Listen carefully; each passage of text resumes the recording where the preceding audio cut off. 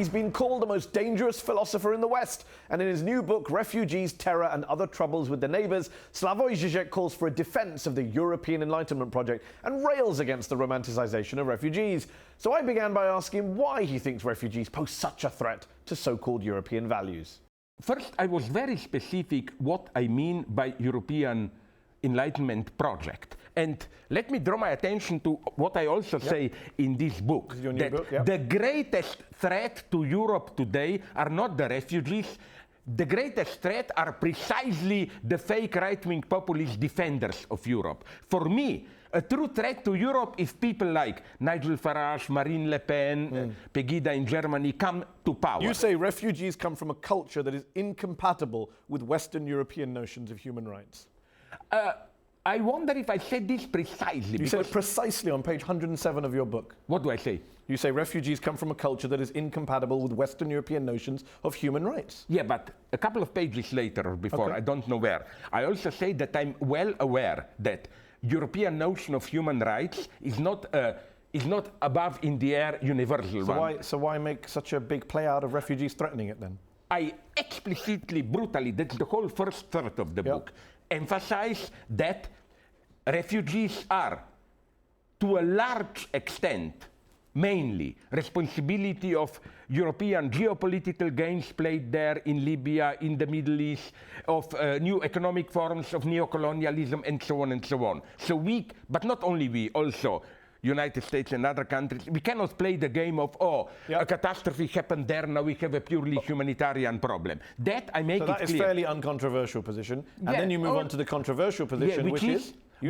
Okay, that's I explicitly say in the book. I want even more refugees. I only want rules to be clearly established, not the rules in the sense of refugees have to pass the test of fitting the West and so on and so on. But okay, I will give you a vulgar example. Don't tell me it's a marginal one. I mentioned in the book, it happens over, I was so told, by leftist reports, over 2,000 times per year in Germany. You have, all my respect to them, a Muslim family of refugees in Germany. What happens 2,000 times a year? I will immediately, very briefly go to it. Their girl gets seduced by Western style of life, wants to live with a Western boyfriend. There is a pressure on the family from her. The girls get desperate. That's what happened over 2,000 times.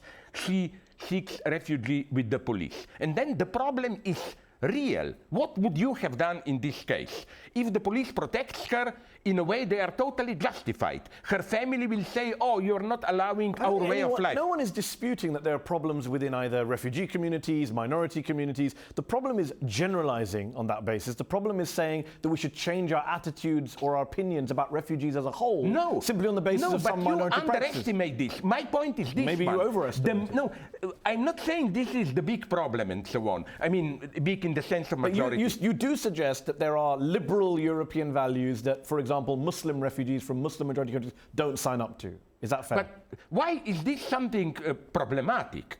Didn't it show with all those it's problematic because you're assuming that there is a monolithic unified group of Muslims and a monolithic unified group of Europeans non-Muslims when there aren't. You know, refugees have different views. This is too simple to Europeans say, have different. What I think we shouldn't be afraid of doing is saying, okay, where should a Western state set a limit? Yeah. What would you? And I'm asking what your limit is. You're not telling me. Very broad. If it's very broad, then what's the problem? Everyone should get along.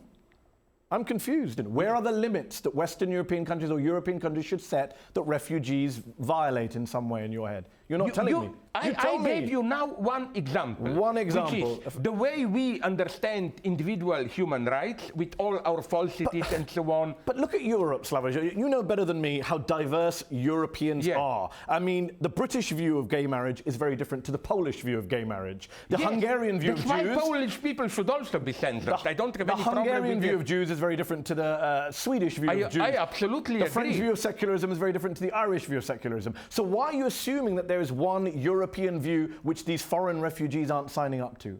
I'm not saying, wait a minute, now you're imputing to me that your words in the book. Europe is a unified Europe and so on. You suggest that in your book. You say basically they expect to get the best of the Western welfare state while retaining their specific way of life. I think that in spite of all the differences and so on, there is some minimum of Western notion of human rights, freedoms, equality, and so on. I'm asking what that minimum is that refugees don't meet. You haven't told me yet. No notions of personal freedom, freedom of choice. Of course, Europe is torn in between.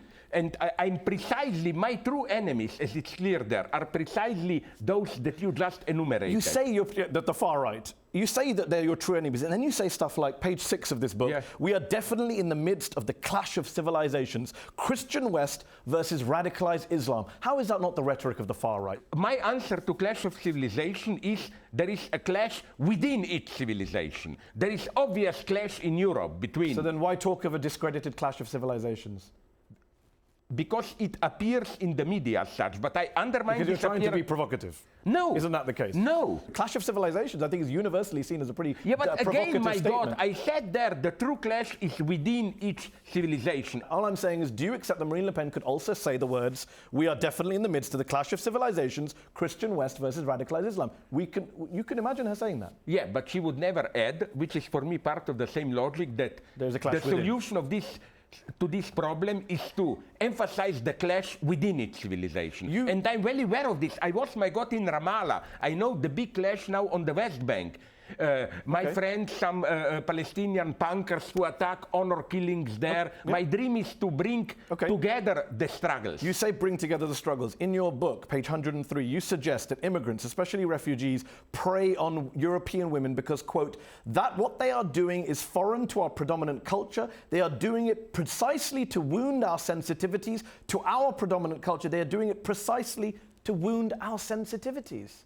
How is that not a statement that couldn't come out of the mouth of Marine Le Pen, of the Golden Dawn, of all sorts of horrible groups? Wait a minute. Immigrants as a whole are trying to wound European sensitivities? Not immigrants, those who did there. I spoke about the Cologne attack. Cologne attack. Okay. And I spoke with people from there. I spoke when I was in So you took an attack and generalized to make a generalized point about European culture. How is that not bigotry, to take one incident and generalize about people? How is that not what the far right does? Wait a minute. It was absolutely not a sexual attack in the sense of rapes and so on and so on. It was a kind of a provocation, if I may use the word that you use. They were who? The attackers were provoking who? European culture. Seriously, a bunch of drunk thugs. My Arab friends told me that what happened in Cologne was also happening on Tahrir Square in Egypt. It happens regularly. And what do you extrapolate from that? Nothing. What's your conclusion? Nothing? Some kind but of it also happens in Germany at the Oktoberfest beer festival in Munich. It happens at Mardi Gras. It's not. Why is it not the same? Women get attacked in public places all over the world. Why are you racializing it? Why are you culturalizing it?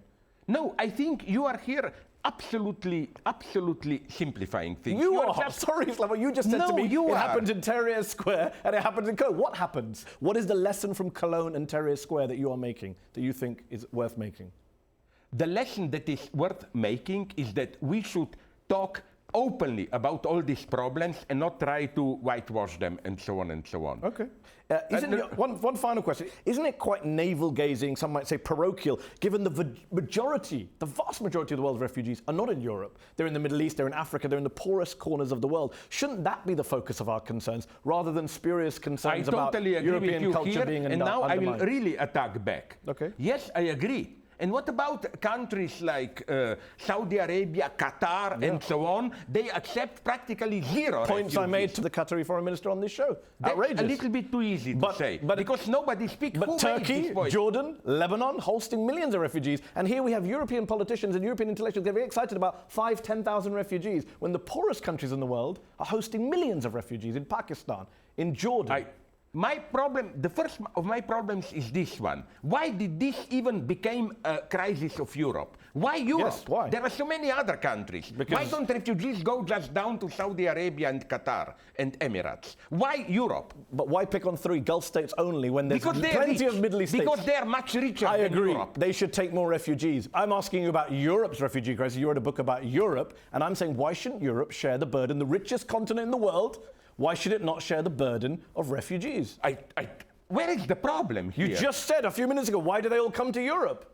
You said it, Slavoj, 2 minutes ago. But like together with others. In the same way, Exactly. the rich Arab And the Europeans are countries, not Europe- sharing the burden. They on the are. I'm sorry. No, sorry. West Germany accepted over 1 million. Germany, yes, but not the rest of it. Syrian refugees make up less than 0.1% of the EU population. In Lebanon, they make up 20% of the population. So please don't say that they are sharing the burden. Mathematically, that is not true. Well, inviting 1 million people to the country, to a country who is not close to the region of crisis is quite is something. Well, it's never close to the region of crisis. We'll have to leave it there. Slavoj Zizek, thank you for coming on UpFront and talking about your book.